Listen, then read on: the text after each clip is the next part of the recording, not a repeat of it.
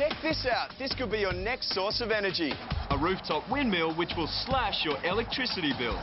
I'm Matt Shervington, this is Beyond Tomorrow, and we're off in search of new ways to change your life.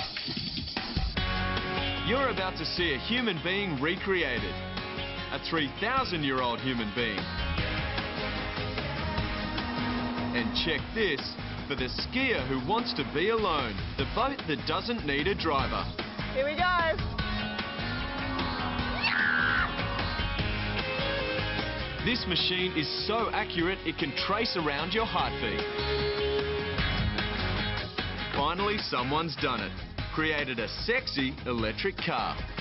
Most electric cars, yeah, they look ordinary. But this, check this out. Eat your heart out, Louis Armstrong. That old horn of yours just went beyond tomorrow. Farewell, cruel world. Bye-bye, Heine man. This myth is scary. Can you be buried alive? Unfortunately for Jamie, there's only one way to find out.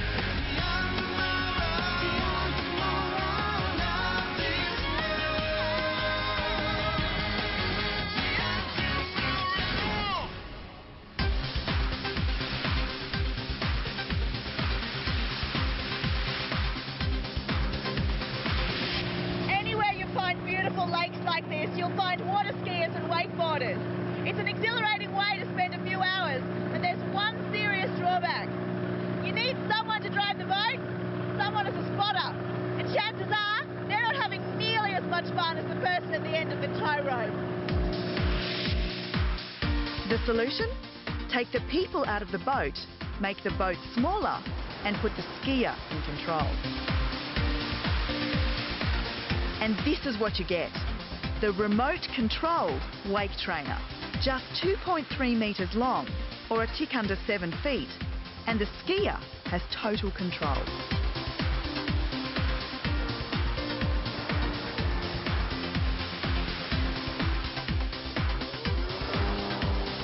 The technology was first seen on Beyond 2000 in 1988, when Maxine Gray road-tested a device called Ski Free in Canada. This is the 21st century version, and the founder of the company behind the new design is Robin Wells. He's been a water ski enthusiast for the past 40 years, and when he spotted the Ski Free 20 years ago, he liked it so much he bought the original patents and eventually came up with this. He's taken all the best parts of the original design, but got rid of those bulky handles and miniaturised all the controls to make it much easier to handle. So on this Eddie, when you take off, you're just going to go ahead and hit that up button a couple of times. Just give it a good couple of taps and then the boat will take off for you, and then you can go ahead and back it off. That's up-and-coming professional wakeboarder Eddie Roberts at the controls. It's his first time behind the wake trainer.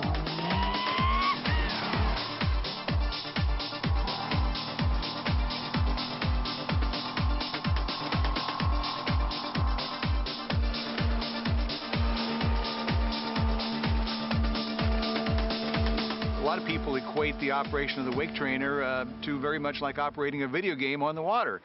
You've got a series of buttons, and there's good hand-eye coordination is necessary there, and he's just living out a video game, I think, on the water right now. I don't know about you, but I haven't seen too many video games with a top speed of more than 60 k's an hour, about 40 miles per hour, and a very impressive 70 horsepower two-stroke engine. The best way to understand something is to experience it. So, I have to convince Eddie and Jeremy to give me a turn. That's because while you can do without a fully manned boat, you can't really do without lessons. So I'm starting on a tube. It's great to be able to control my speed so closely. Just one tap and I'm going fast, another tap and I slow down. Here we go.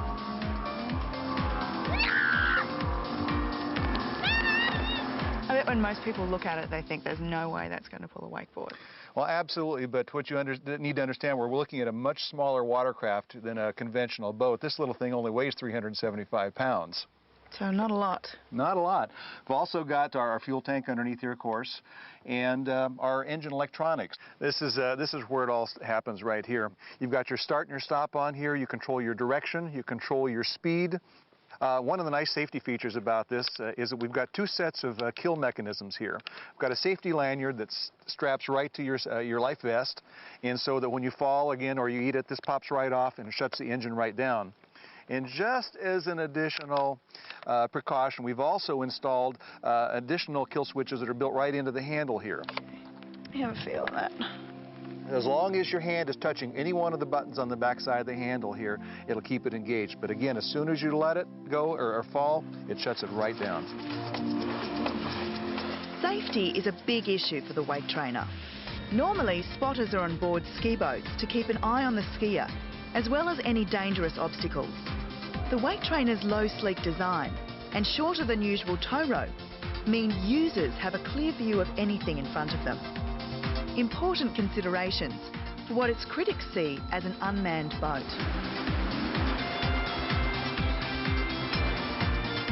So for around $7,000, you can forget trying to convince your mates to sit and watch you have all the fun. Although if you're strictly an L-plater like me, you'll be tubing for a while before you graduate to those skis.